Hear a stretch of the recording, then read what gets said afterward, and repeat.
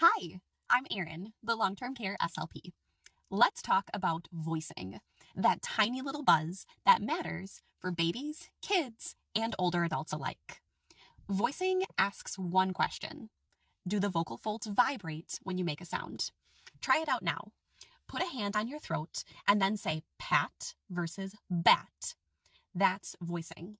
The is voiceless, and the vocal folds don't buzz, and the b is voiced. The vocal folds buzz.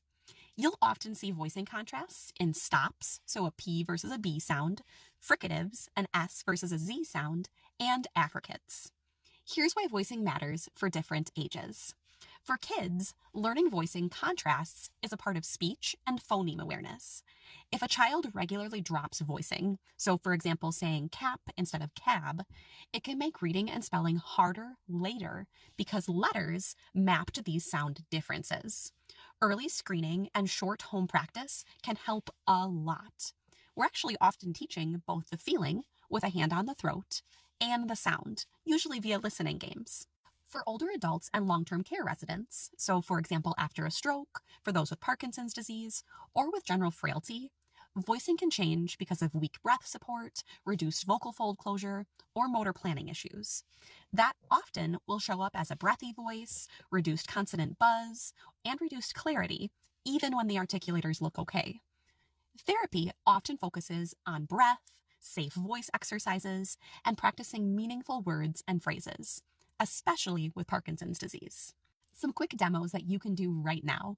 Put your hand on your throat and practice the different sounds. So pat versus bat, or so versus zo. Which one buzzes? You can also do a whisper test where you whisper a word, then you say the word. Note the difference in how it feels and sounds. You can also do a tissue puff test for stops specifically. So hold a tissue at the lips, the P will make a puff, and the B won't. So p versus b, p, b. Red flags to look out for. Look out for sudden hoarseness, pain with voicing, or rapid loss of voice. If you see any of those, refer to ENT, ear, nose, and throat, or otolaryngology. All of it means the same thing. If a child's voicing pattern is persistent and impacts intelligibility or learning, schedule a screening with an SLP.